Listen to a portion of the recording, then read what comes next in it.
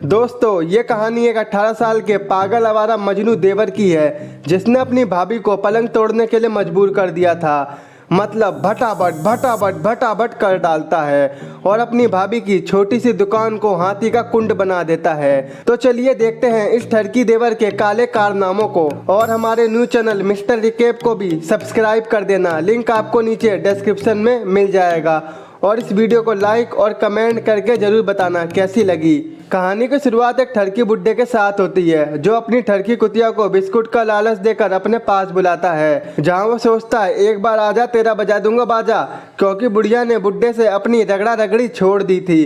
तभी वो बुड्ढा उस कुतिया पर गमला फेंकने लगता है, लेकिन वो गमला बंधा होता है जिससे वो कुतिया टांग उठा के भाग जाती है। इसके बाद बुड्ढा बुढ़िया से बोलता है तू देगी या नहीं। तो बुढ़िया कहती है अबे ठरकी कुछ शर्म कर ले, यहाँ तू कुतिया को भी पेले साथ में नौकरानी तेरा झेले, तो कैसे खा लूं मैं तेरे केले, अब तू ही बता मेरे चेले, तेरे में ना दे दूं केले। तभी वही बुढ़िया की कुतिया बुड्ढे के जूते में सू सू कर देती है और एक ही बार नहीं हमेशा ही करती थी। इसी कारण ठरकी बुड्ढा उस पर गमला गिराकर मार रहा था। इसके बाद हम बुड्ढे के बड़े बेटे झोपड़ पप्पू और उसकी लुगाई चूची मल को देखते हैं जो हमारी मूवी की मेन चिकनी चमेली भाभी है। अगले सीन में हम चमकांडी को देखते हैं जो इस मूवी के देवर जी हैं। ये भैया अपने दोस्तों के साथ मिलकर एक लड़की से मजे ले रहे थे, यानी उसके अंगूर को आम बना रहे थे। इसके बाद चमकांडी जब अपने घर आता है तो वो अपनी भाभी को देखकर भंड हो जाता है। कितनी औसम है यार, ठुकाई में ऐसा कमाल कर दूंगा, तेरी चूची लाल कर दूंगा। इसके बाद फैमिली के सभी लोग डिनर कर रहे होते हैं। वहीं झोपड़ पप्पू और चूची मल इशारेबाजी करते हैं, जिसे देखकर चमकांडी सोचता है काश ऐसी जमकर हवा चले, मेरा हैंडपंप उड़ कर चूची मल की चड्डी में जा गिरे। अगले दिन झोपड़ पप्पू चूची मल को घर पर छोड़कर किसी काम से बाहर जा रहा होता है, जिसे देखकर फिर से चमकांडी सोचता है इस तरह तुम्हारी मोहब्बत में लीन हो जाऊंगा, तितली में घुस के क्वारंटीन हो जाऊंगा। वहीं चमकांडी भाभी से कहता है आओ भाभी तुम्हें बीच पर घुमा के लाऊं, जहां भाभी मान जाती है।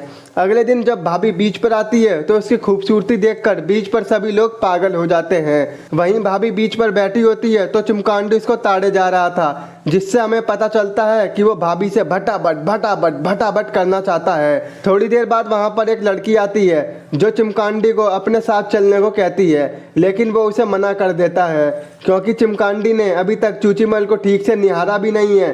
तभी चूचीमल चमकांडी से बोलती है वो क्या तेरी बंदी थी, मस्त लग रही थी यार। तो चमकांडी कहता है नहीं भाभी कैसी बात कर रही हो, वो तो बस मेरी फ्रेंड है। वहीं रात में चमकांडी अपने दोस्तों के साथ लौंडिया ताड़ने जाता है।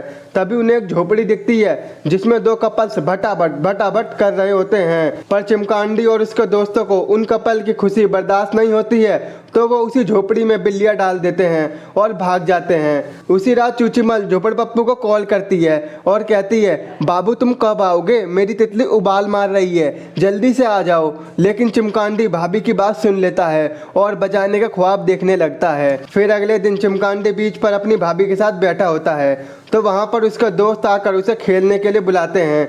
तो चमकांडी कहता है चलो निकल लो यहाँ से, एक हफ्ते में घूमते फिरोगे, क्योंकि उसे वहाँ भाभी के साथ रहना था। ये देखकर चूचीमल कहती है तुम्हें अपने दोस्तों के साथ जाना चाहिए और तुम्हारा हर टाइम मेरे साथ रहना ठीक नहीं है, जहाँ चमकांडी चूचीमल की बात मानकर चला जाता है। अगले दिन झोपड़ पप्पू घर आ जाता है तो वहीं चूचीमल उससे मिलती है, जहां वो उसके अंगूर दबाने लगता है। ये देखकर चमकांडी की किलस जाती है और वो पिछवाड़ा फुला के वहां से चला जाता है। उसी रात चमकांडी फिर से अपने दोस्तों के साथ लौंडिया ताड़ने निकल जाता है। तभी उन्हें एक घर में आह आह की आवाज सुनाई देती है, जहां वो सभी चूचीबाई को भटाभट भटाभट करते हुए देखते हैं। पर अब चमकांडी भी भाभी को प्यार करने लगा था तो वो अपने दोस्तों को बोलता है ओए ऐसे मत देखो, तेरी भाभी है वो, जहाँ चमकांडी उन्हें लेके निकल जाता है। इसके बाद चमकांडी जब लेटा होता है तो उसे फिर से आह आह की आवाज सुनाई आती है, जहां उससे रहा नहीं जाता और वो चूचीमल की आवाजें सुनते हुए सोचता है बिखरे जो जुल्फे तो शर्माए बादल, चूचीमल तेरी चूची के चक्कर में हम हो गए पागल। अगले दिन झोपड़ पप्पू फिर से बाहर चला जाता है। अब चमकांडी को कैसे भी करके अपनी भाभी का गेम बजाना था, इसलिए वो उसके बार बार करीब आने की कोशिश करता है और उसकी मदद करने लगता है।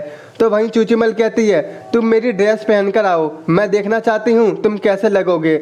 जब चमकांडी वो ड्रेस पहनकर आता है तो वहीं उसका बाप उसे देख लेता है। उसे लगता है कि मेरा बेटा मिठा है और बुढ़ा उसे ही पेलने के ख्वाब देखने लगता है। उसी रात चमकांडी सो रहा होता है कि तभी उसे फिर से सपनों में वही आवाज आती है, वो उठकर अपनी भाभी को देखने चला जाता है और उसे ताड़ के अपनी तसल्ली पूरी करके आ जाता है। अगले दिन झोपड़ पप्पू घर आ जाता है और फिर से चूचीमल को पेलने लगता है। इसी मौके की ताड़ में चिमकांडी अब की बार डॉक्टर बन के आवाजें सुन रहा था। लेवल देखो भाई का, जहाँ झोपड़ पप्पू और चूचीमल गंदी गंदी राज की बात करते हैं। अगले दिन झोपड़ पप्पू फिर से शहर के लिए निकल जाता है। दूसरी तरफ हम देखते हैं ये ठरकी बुढ़ा अपनी नौकरानी को ताड़ने में लगा होता है। तो वहीं बुढ़िया बोलती है, बस कर बुढ़े, अब क्या उसके पिछोंडे में घुस के मानेगा। वहीं चिमकांडी चूचीमल से ठीक से बात नहीं करता है, जिससे उसको बड़ा अजीब सा लगता है। तो चिमकांडी कहता है, मुझे पता है तू रात में उलाला उलाला करती है। इसके बाद चिमकांडी अपनी बंदी से मिलने जाता है और वो वही सब गंदी बातें उससे करने लगता है जो उस रात उसका भाई भाभी से कर रहा था। लेकिन तभी उसकी बंदी उसमें एक धर के रैपट मारती है, मेरते ना करिए ऐसी बातें। उसी रात चिमकांडी के पास उसके भाई का कॉल आता है। वो बोलता है, कह दियो अपनी भाभी से आज नहीं आने वाला मैं।